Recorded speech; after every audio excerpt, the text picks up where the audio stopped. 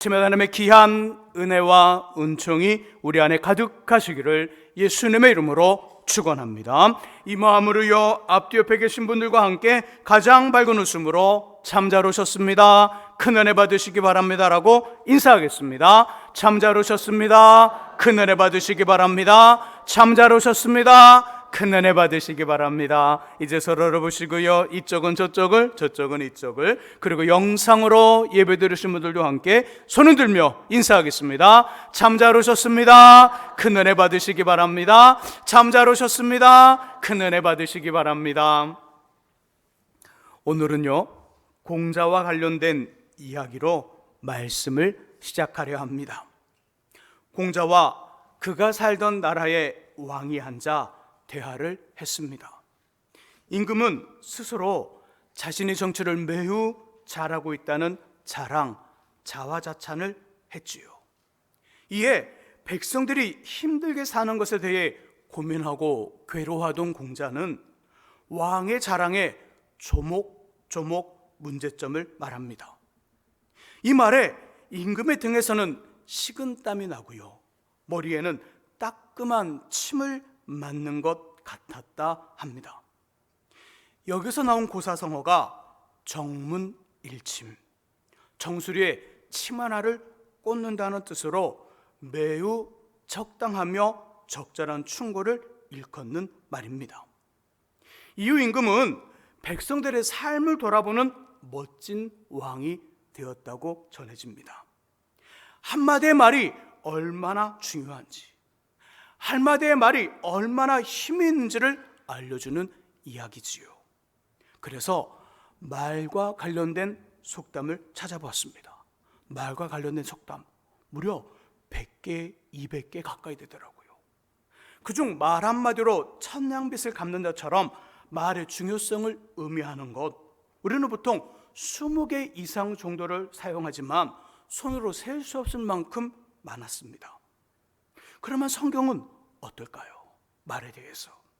사람의 언어인 말이라는 단어, 신약과 구약에서는 약 400에서 500회 정도가 나오며, 말이 중요하다는 뜻의 성경 구절은 잠언에서만 10번 이상 나옵니다. 한글과 본문에도 말이 중요하다는 내용, 말이 참 중요하다는 내용 있어요. 자, 2절의 말씀을 같이 한번 읽어봅니다. 2절의 말씀 읽습니다. 우리가 다 실수가 많으니 만일 말에 실수가 없는 자라면 곧 온전한 사람이라 능히 온몸도 굴레 씌우리라. 아멘. 자, 말에 실수가 없다면 어떤 사람이라고요? 온전한 사람이래요. 예수님 마태복음 5장 마지막 절 5장 48절에서 이 말씀을 주십니다. 너희는 하늘에 계신 너희 아버지처럼 온전하라. 우리 믿음의 꼬른 지점, 믿음의 성장의 가장 높은 이치에 있는 어떤 가장 큰 꼬린 지점은 온전함입니다. 그 온전함 중에 하나가 말에 실수가 없는 사람, 말에 실수하지 않는 사람이 그가 온전한 사람이란 말이에요. 말에 실수가 없으면 온전한 사람이라. 하지만 2절의 처음 부분에 이렇게 표현해요. 우리는 다 모두 실수가 많다. 우리가 다 실수가 많은 일. 만일 말에 실수를 한다면 어떤 일이 벌어지냐면 2절 끝부분에 보니까 그 실수한 말에 우리의 온몸의 굴레, 삶의 올가미, 그 실수한 말이 삶의 올가미가 되어서 낭패를 당한대요. 낭패가 있을 거다. 말에 실수하지 않으면 온전한 사람이 되지만 말에 실수하면 인생을 낭패하는 삶의 올가미처럼 걸리는 일이 있을 것을 이야기해요. 이것을 조금 더 자세하게 5절과 6절에서 이렇게 말해줍니다. 5절과 6절의 말씀 조금 복잡한 의미지만 그 의미에 집중해서 한번 5절과 6절의 말씀 읽어봅니다. 읽습니다. 이와 같이 혀도 작은 지체로 돼 자랑하도다. 보라, 얼마나 작은 불이 얼마나 많은 나무를 태우는가. 혀는 곧 불이요 불의의 세계라. 혀는 우리 지체 중에서 온몸을 더럽히고 삶의 불살이나니 그 사르는 것이 지옥불에서 나느니라. 아멘. 요즘 매일 매스컴에서 하는 말이 있어요. 뭘 조심하라고요? 산불을 조심하라고요. 요즘 날씨가 매우 건조하다 보니까 산불 조심. 매스컴에서 거의 시간마다 다 그 말이 한 번쯤은 나와요. 산불 조심하라고. 작은 불씨 하나가 몇십 년, 몇백 년을 조심스럽게 갖고 왔던 산 전체를 한순간에 태워 없애버리는 것처럼, 말의 실수는 5절과 6절의 말씀 속에 보니까 말의 실수는 우리 인생 전체를 무너뜨린다는 거예요. 몇십 년, 아니 정말 반짬을 이루지 못하고 몇십 년을 수고한 우리 인생, 정말 수고하고 애쓰며 아끼며 정말 소중히 가꿨던 우리 인생이 말의 실수 때문에 사람이 손댈 수 없는 지옥의 불처럼 그 치명적인 결과를 가져온다는 거예요. 삶의 수레바퀴 되돌릴 수 없는 파괴적 힘이 말의 실수에 있다는 거예요. 작은 불씨 하나가 온 산 전체를 다 태워서 흔적조차 남기지 않는 것처럼 말의 실수는 그동안에 수고한 모든 인생의 수고를 물거품으로 만든다는 겁니다. 출애굽한 이스라엘 백성들, 시내산에서 약 1년 이상을 머물며 거기에서 십계명을 받아요. 성막을 완성시킵니다. 하나님을 섬기는 여러 절기와 제사를 배워요. 그런 후 주님이 약속하신 가나안 땅 바로 앞 적경인 가데스 바네아까지 가요. 하나님의 계획이 뭐였을까요? 하나님의 계획은 출애굽한 이스라엘 백성들 약 200만 명이 넘는 그들을 조금 더 조용하고 안전한 시내산으로 데려가 1년 이상을 거기서 교육을 시킵니다. 어떻게 가나안 땅에 들어가서 어떻게 하나님을 섬길 건지, 어떤 말씀을 따라 순종해야 될 건지 십계명을 주고요, 성막을 완성시켜서 예배 드리는 장소로 만듭니다. 절기와 제사를 주셔서 정말 하나님을 멋지게 섬기는 방법들을 1년 이상 훈련시킨 다음에, 하나님의 계획은 1년 후에 지난 다음에 그 가데스 바네아를 통과해서 가나안 땅에 들어가는 거예요. 자, 하나님의 계획하에 가데스 바네아까지 훈련을 받은 이스라엘 백성들, 말씀을 받은 이스라엘 백성들이 가데스 바네아에 도착했어요. 거기서 12지파의 족장들 12명이 그 가나안 땅을 정탐하러 갑니다. 12명 중에 10명이 이런 보고를 해요. 우와, 그 땅은 젖과 꿀이 흐르는 땅입니다. 우리가 가져온 포도송이를 보십시오. 우리가 가져온 이 대추나무 열매를 보십시오. 우와, 우리 손보다 더 큽니다. 거기는 정말 엄청 좋은 축복의 땅입니다. 그런데 거기에는 키가 큰 거인 족속이 있어 우리는 그들 앞에 메뚜기와 같습니다. 그러니 어른들은 들어가면 다 죽고 우리의 아이들은 거기에 노예가 될 것입니다. 이렇게 보고해요. 이 말을 들은 백성들 난리가 났습니다. 와, 어떻게 이럴 수 있느냐고 하나님을 원망하며 돌을 들어 그 모세 아론을 돌로 쳐서 죽이려 하고 새로운 지도자를 뽑아 애굽으로 돌아가려고 난리를 핍니다. 그때 하나님 그곳에 임하여 부정적 보고를 했던 10명의 정탐꾼들을 지향으로 치고요, 원망했던 백성들은 정탐한 날 40일의 하루를 1년으로 쳐 40년간 광야에 방황하면서 들어갈 수 없었다 말했던 출애굽 1세대들 모두 다 죽이고 모두 다 죽고, 그리고 들어가면 노예가 되겠다고 말했던 그 아이들 출애굽 2세대들이 가나안 땅에 들어가 그 땅을 차지하게 합니다. 하나님 원래 계획이 뭐였어요? 1년간 시내산에 머물면서 이들을 교육을 시키는 겁니다. 십계명을 주고 성막을 완성시키며 그들의 절기와 제사를 가르쳐 주어 하나님의 가나안 땅에 들어가 잘 섬기는 자신의 백성으로 연습시키고 훈련시키고 가르쳐 주셨다가 1년이 지난 다음 바로 가나안 땅에 들어가 그들이 가나안 땅에서 복된 삶을 살게 하고자 하는 것이 하나님의 계획이었는데 하나님의 계획이 무산이 되어버렸어요. 40년 후로 오늘 당장 이루어질 하나님의 축복이 무려 40년 뒤로 밀려나는 하나님의 계획의 변경이 일어났어요. 복을 받아 출애굽한 이스라엘 백성들이 그 복을 받아 누릴 수 있었는데 복은커녕 방황이라는 복에 반대되는 일들을 40년간 경험했어요. 왜죠? 무엇 때문이죠? 이유가 뭐예요? 백성들의 말 때문에 그래요. 말 때문에. 하나는 그러면서 민수기 14장 28절에서 이 말씀을 주십니다. 같은 본문의 사건, 민수기 13장과 14장에 그 사건이 있는데 14장 28절에서 그 사건을 마무리 지으면서 하나님 이 말씀을 주셔요. 화면에 민수기 14장 28절의 말씀을 띄워주세요. 화면에 민수기 14장 28절 말씀 같이 한번 읽어보죠. 읽습니다. 그들에게 이르기를 내 삶을 두고 맹세하노라. 너희 말이 내 귀에 들린 대로 내가 너희에게 행하리니. 아멘. 자, 이 말씀 꼭 기억하셔야 돼요. 달달달 외우셔야 돼요. 그리고 정말 목에 칼이 들어도 이 말씀 지켜야 돼요. 하나님, 자신의 귀에 우리들의 말이 들려요, 안 들려요? 들려요. 들린 그대로 어떻게 하시겠다고요? 하시겠대요. 하나님 말씀하는 거예요. 너희 말이 내 귀에 들린다. 나는 너희 말 들린 그대로 나는 할 것이다. 내가 그렇게 맹세한다. 하나님이 맹세하신대요. 하나님이. 사람의 맹세가 아니에요. 하나님이 맹세하시는 거예요. 하나님이 맹세하고 내 삶을 두고 맹세하노니 너희 말이 내 귀에 들린 그대로 행할 것이다. 그럼 우리의 말이 어떤 말을 하느냐가 중요해요. 왜일까요? 하나님이 그 소리를 들으시고 그대로 하시기 때문입니다. 믿음의 말을 하시기를 주의 이름으로 축복합니다. 긍정적이고요, 말하는 우리나 듣는 이가 힘을 내요. 그래, 한번 해보자. 우리 말을 듣는 사람이 그래, 한번 해보자. 한번 해볼게요. 그 말을 보는 그 순간 우리도 그래, 한번 해보자.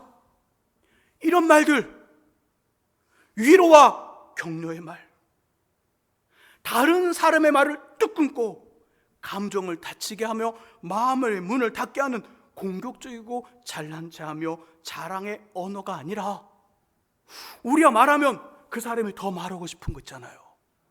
나 이상해. 너만 만나면 내 입이 자동으로 열려서 말이 막 나와. 그런 사람들 있죠. 더 말하고 싶은 사람, 더 말하고 싶은 사람, 더 말하고 싶은 생각이 들게 하는 공감의 말, 좋은 말들을 하시기를 예수님 이름으로 부탁드립니다. 그리고 이런 말 하시는 분들을 여러분들 옆에 두시기를 간절히 바랍니다. 그런데 본문은요, 이 부분에 대해서 비관적 이야기를 하셔요. 비관적 이야기. 우리 8절을 함께 읽어봅니다. 8절 말씀 같이 한번 읽어보죠. 8절 읽습니다. 혀는 능히 길들일 사람이 없나니 쉬지 아니하는 악이요 죽이는 독이 가득한 것이라. 아멘. 혀는 능히 길들일 사람이 없더라. 3절의 말씀 속에 보니까 3절에 말이 등장합니다. 전쟁하는 곳에서 어떤 장수나 칼이나 창이나 무기도 두려워하지 않고 적진을 향해 거침없이 달리는 말도 입에 물리는 작은 재갈로 온몸을 제어한대요. 4절에 배가 나오지요. 광풍, 바다의 폭풍과 태풍에도 끄덕이지 않는 큰 배도 작은 키로 선장이 원하는 대로 움직여지며, 7절, 여러 짐승도 새도 벌레도 바다의 생물 모두 다 훈련과 연습을 통하여 좋고 괜찮은 방향으로 길들여지지만 사람의 혀, 우리의 말과 언어는 길들일 수 없다 합니다. 혀는 능히 길들일 사람이 없나니. 왜일까요? 왜 길들여지지 않을까요? 12절에 그 답이 있어요. 자, 12절 다시 한번 읽어보죠. 그 답 집중해서 12절 읽습니다. 내 형제들아, 어찌 무화과 나무가 감람 열매를, 포도나무가 무화과를 맺겠느냐. 이와 같이 아멘. 세상의 모든 것들은 연습과 훈련으로 길들여지지만 사람의 말과 언어는 그렇지 않대요. 이유는 우리의 말이 단순히 혀의 움직임, 혀의 문제가 아니라는 거예요. 혀의 움직임, 혀의 문제가 아니고요, 결심과 의지의 내 작용이 아니라 이것들보다 매우 깊은 존재, 사람의 일이기 때문이라는 거예요. 말이 단순히 말이 혀의 움직임, 혀의 일, 의식이나 어떤 결단에 뇌의 작용이라면 길들일 수 있다는 거예요. 코끼리도 길을 들입니다. 돌고래도 길을 들입니다. 새도 길을 들입니다. 모든 게 다 길들여져요. 근데 사람의 언어, 말은 길들여지지 않는데요. 왜죠? 혀의 문제가 아니니까, 뇌의 작용의 문제가 아니니까, 이것보다 더 깊은 존재, 사람의 일이기 때문에 그래요. 사람의 일. 무화과 나무는 당연히 어떤 열매를 맺을까요? 무화과. 포도나무는요? 포도. 어떤 사람도 무화과를 심고 포도를 기대하는 사람은 없어요. 무화과 나무는 무화과를 맺고요, 포도나무는 포도를 맺는 것처럼 그 사람 자체가 이야기하는 것이 언어예요. 우리의 말과 언어는, 우리의 말은 그 사람 자체가 말하는 것, 그 사람 자체가 이야기하는 것이 우리의 말이라는 거예요. 그가 품고 있는 생각, 그가 가지고 있는 마음, 그가 어떤 사람인지가 겉으로 드러나 보여지고 표현되어지는 것이 언어이고 말입니다. 말은 그 사람이에요. 사람의 일이기 때문에 길들여지지 않는다는 거예요.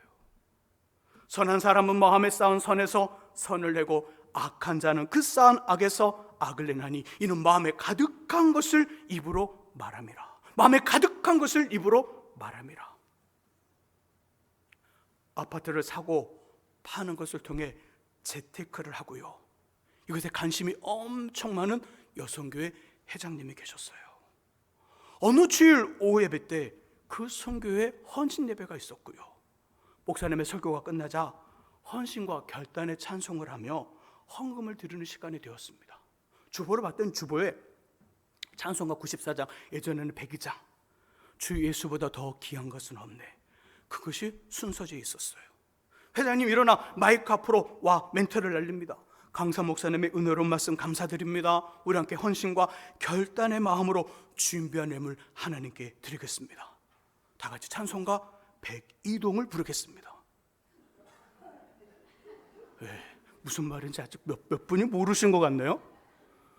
찬송가 102동을 부르면서 준비하신 예물 드리겠습니다. 그랬다는 거예요. 왜? 이분 마음에 뭐가 있기 때문에? 아파트를 사고 파는 재테크에 관심이 많았고 그 일에 온 마음이 다 들어있었거든요. 그러니까 찬송가 102장을 하지 않고 찬송가 102동이래요. 말은 그런 거예요. 말은 자신의 모습을 나타내는 거예요. 우리의 존재가 이야기하는 것, 우리의 마음이 겉으로 표현되지는 것, 나는 이런 사람이야 이렇게 보여주는 것, 난 누구야, 난 이런 사람이야 이렇게 말해주는 것, 이것이 우리의 말과 언어라는 거예요. 그러니까 이 말이 바뀌려면 뭐가 바뀌어야 되는 거예요?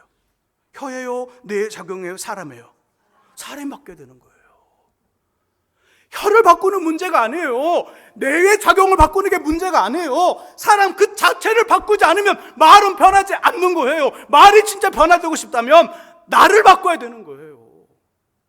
나 존재, 나 자체를 바꾸지 않으면 말은 결코 바뀌지 않는다는 거예요. 나를 말하는 것이 말이더라. 그러기에 상대방의 말, 그가 주로 쓰는 단어와 표현 그리고 어감을 잘 들으셔야 돼요. 상대방 말을 잘 들으면 그가 보여요, 안 보여요? 보여요. 말에 지금 그가 자신을 말하고 있거든요. 내가 누군지 말해주고 있거든요. 상대방 말을 잘 들으면 그가 진짜인지 나이롱인지 알아요. 그냥 거래만 하면서 공적인 관계를 맺어야 되는 건지 아니면 친구가 되어도 되는 건지 내 마음에 그 사람에게 얼마만큼 열어야 되는지 안다는 거예요. 이렇게 결정해야 손해보지 않아요. 실수하지 않습니다. 후회가 없어요. 동시에 자신의 말을 잘 들으셔야 돼요. 자신의 말. 우리는 보통 다른 사람이 얘기할 때 말을 툭 던지죠. 그리고 여기서 끝내려고 그래요. 왜? 우리는 던지는 것에 바쁘니까. 던지는 바쁘니까 아이들하고 말할 때도 내 마음에 있는 생각, 말을 기관총처럼 쉬지 않고 툭툭툭툭 딱 끝나면 뚝 하고 가요. 남편과 아내와 대화 속에서도 말을 그냥 일방적으로 다 던지고 가요. 회사에서도 직장에서도 어디서도 내 하고 싶은 말 다 던진 다음에 어떻게 해요? 툭 돌아서요. 바보예요. 설교 강단에 쓰는 말 중에 쓰지 않아야 될 말이지만 멍청한 인생인 거예요. 툭툭툭 던진 다음에 어떻게 될까요? 상대방을 통해 내게 들려주는 나의 말을 들어야 돼요. 마치 외침과 메아리처럼. 마치 뭐죠? 메아리처럼 들려오는 그 말 들어야 된다는 거예요. 그 말. 그 울림, 내가 이렇게 말을 하면, 아내에게 말을 하면 아내를 통해 울려 메아리처럼 내게 오는 말이 있거든요. 이게 내 말이에요. 남편과 얘기하면 아내가 말을 할 때 남편을 통해서 들려오는 울림, 메아리가 내가 하는 말이에요. 가장 어린 학생들, 가장 어린 어린아이와 그 정말 유치원밖에 안 다니는 아이들, 초등학교 친구들, 그 아이들과 얘기할 때, 얘기하면 엄마는 10마디를 하면 아이는 한두 마디만 하더라도 그 한두 마디 속에 울리는 메아리가 있거든요. 그 말이 내 말이거든요. 그 말을 들어야 돼요.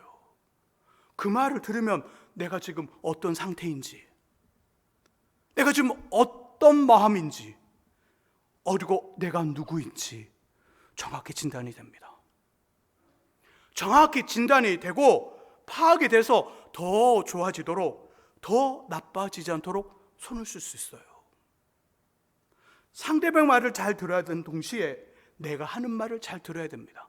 내가 말할 때 내 귀에 들리는 것이 아니라 내가 말할 때 상대방을 통해 반대로 다시 돌아오는 울림, 메아리처럼 울려 내게 오는 말, 이게 내가 하는 말이거든요. 중요한 장소와 시간과 일에 부름을 받지 못하시나요? 회사든 교회든 가정이든 어디든 간에 매우 중요한 일이 있어요. 매우 엄청 소중한 일이 있어요. 근데 나는 자꾸 부름을 받지 못해요. 사람들이 나를 피하는 것 같고 대충 대답하여서 그 순간을 모면한 것 같아요. 모인 사람은 많은데 내 자리가 없어요. 모인 사람은 많은데 어울리기가 어색해요. 그리고 혼자인 것 같아요. 그러면 뭘 점검해야 될까요? 우리가 평상시 사용하는 말을 점검하시면 그 원인과 이유가 그 말 속에 다 답이 있어요. 이렇게 했을 겁니다. 이런 일을 경험하고 몇 번 시도해봤을 것 같아요. 말을 바꾸려고 노력도 하고 시도도 하고, 근데 며칠간은 괜찮아요. 막 3일간은 막 부드러운 말이 나가요. 따뜻한 말이 나가요. 그 3일 지난부터는 어때요? 근질근질 하거든요. 막 미칠 것 같거든요. 왜? 전에 쓰던 말이 있으니까 한마디만 하고 싶다. 나도 모르게 한마디 쏟았더니 어떻게 돼요? 그냥 봇물 터듯이 그냥 와라라 쏟아지는, 3일간 못했던 그 예전에 그 과격한 말들이 꽉 쏟아지면서 다시 돌아가요. 나는 안 되나 보다. 나는 안 되나 봐. 목사님 원래 전 그런 사람이에요. 원래 전 태어날 때 그랬어요. 자란 환경이 그래서 어쩔 수 없어요. 하지만 겸손한 사람에게서 겸손한 말이 나오고요, 순한 사람에게서 따뜻한 말이 나오며 착한 사람에게서 고상한 말이 나온다는 성경의 이야기 기억하셔야 돼요. 성경은 결코 그 반대 이야기를 하잖아요. 겸손한 말을 해서 겸손한 사람이 되더라. 그리고 따뜻한 말을 해서 순한 사람이 되더라. 고상한 말을 해서 착한 사람이 되더라. 이렇게 말하지 않는다는 거예요. 그 사람에게서 그 말이 나오더라. 그래서 말을 바꾸는 강사가 아니라 사람을 변화시키는 주님이 우리에게 필요한 거예요. 사람이 바뀌어야 돼요. 우리 존재가 바뀌어야 돼요. 우리 자체가 바뀌어야 언어가 바뀝니다. 그래야 말이 바뀌는 거예요. 그 인생이 바뀌는 거예요. 우리를 변화시켜야 돼요. 나라는 사람을 바꾸셔야 되는 거예요. 그래 입을 통해 나오는 말이 바뀌는 거예요. 매일매일 순간마다 예수와 함께 십자가에서 철저히 죽고 거듭나 믿음의 사람이 되시기를 주님의 이름으로 축복합니다. 착하고 순하며 겸손한 사람이 되며 팔 끓는 양은 냄비가 아니라 지그시 따뜻해지는 깊고 큰 가마솥, 솥과 같은 사람들이 되시기를 주님의 이름으로 부탁드립니다.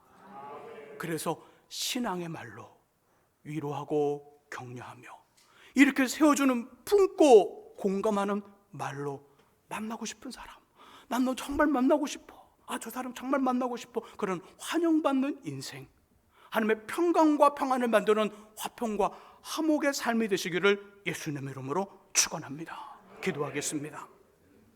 하나님, 우리의 말과 언어는 단순히 혀의 작용이 아니라 때로는 배우고 익히며 결심했던 뇌의 암기력, 뇌의 작용이 아니라 우리의 마음이고 우리의 존재이고 우리의 자체인 사람의 일, 우리의 자신의 일이라 말씀합니다. 그 말이 곧 우리요, 사람이 바뀌어야 말이 바뀐다고 주님 말씀하고 있사오니 주님 우리를 변화시키고 변화시켜서 믿음의 사람 되게 하시고 겸손한 사람 되게 하시고 착한 사람 되게 하시고 따뜻한 사람 되게 하시고 순한 사람 되게 하셔서 우리의 말이 위로와 격려와 공감과 또 하나님 아버지 겸손의 말로 아버지 다른 사람들을 세워주는 따뜻한 인생, 환영받는 사람, 아버지 귀한 도구되는 인생 되게 하여 주옵소서. 예수 그리스도의 이름으로 기도합니다. 아멘.